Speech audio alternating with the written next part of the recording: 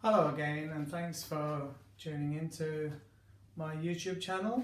My name is Duncan Modal from Class 1 School of English, and today I'm going to do another tutorial on modal verbs. I've done a previous one on 4, and now I'm going to do a tutorial on these 4 modal verbs: could, should, may and might. As I previously explained, I'll explain again, a modal verb is like an auxiliary verb in English. You can't use it on its own. It usually signifies an element of uncertainty. That's generally why you would use a modal verb, because the sentence doesn't depict absolute certainty. There's always a chance that something might or might not happen. You can't use a modal verb by itself. You have to use it with another verb. So when you always follow the modal verb with another verb. That verb is always in base form. You never change, you never make it into a tense, you never put ing, you never put an s for the third person. So for example, I could come tonight. Yeah, I could come tonight. You can't just say I could tonight, or I could help you, I could you. You can't say that. So you follow it with a verb, but always in the base form. That never changes. It's one of the things in English that I can tell you is an absolute rule. It never changes throughout the English language. When a verb follows a modal verb, it's always in base form. This never changes, okay? So let's quickly explain these 4. So could, again, as a modal verb, it can be used at the start of a sentence. Could you help me, please?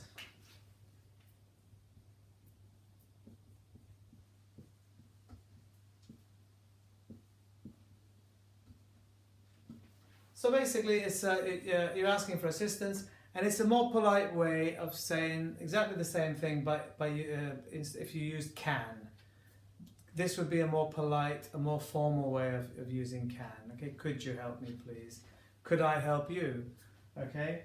Again, it's something also that can signify a bit of uncertainty. So, for example, I could come tonight. I'm not sure. I could. I've got to check. Okay, so again, it's a little bit of uncertainty there. Could is also depicted as, it's also used as the past form of can. A lot of modal verbs are used as past forms of other modal verbs, and I'll go through that today before we finish, okay? Should, a very advisory modal verb, yeah? You should do this. If you're talking about the past, you should have done this. I should have done. I made a mistake. I should have done that. Okay? So we use it a lot with have. I should have. But also it can be used on its own. I should really study, but I want to watch this film. Okay? So it's like if you're advising yourself, if you're advising other people, be very careful how you use should have if you're using it for advice. For example, if you say to someone,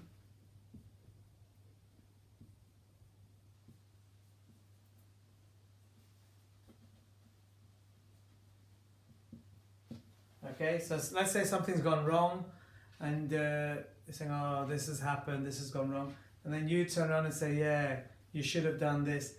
It can be considered to be a little bit condescending, a little bit derogatory. Someone might take offense. Yeah, if something has already gone wrong and then you come up with a statement like that, someone can easily be offended. So be careful how you use it, okay?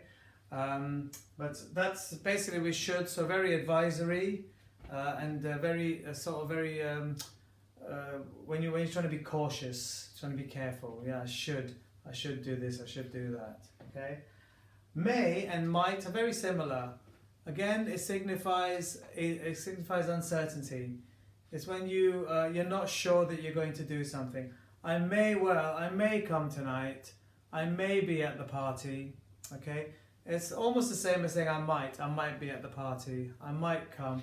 But again, might is considered to be the past, or is not considered to be. It is the past of may.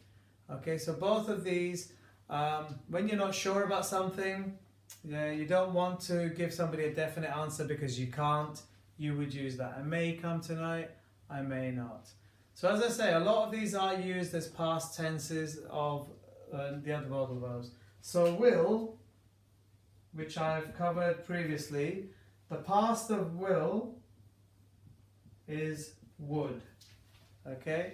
The past of can, which again I've covered in a previous tutorial, is could. The past of may is might. Okay, so if you, and there are occasions when you need to use you need to sort of step back into the past, and this is how you would do it for the modal verbs. Okay, you wouldn't really use if you want to use the should and would. Obviously, if you're using them originally in the beginning of the sentence anyway, you would use them again if you're talking about the past. But these ones here, if you're using will, can and may, to signify the past, use would, could and might. Okay, so that's covering these 4 modal verbs. There are a few more which I will cover in a future tutorial, but hopefully that's a bit clearer for you. If you're happy, if you enjoyed it, why not subscribe to my YouTube channel? Just put Duncan Taborda in the search bar. Hit subscribe, it'll be free, you won't have to pay anything, and obviously then you'll be kept in touch whenever more videos are loaded. Once again, thank you so much for stopping by. Until I see you again, over and out.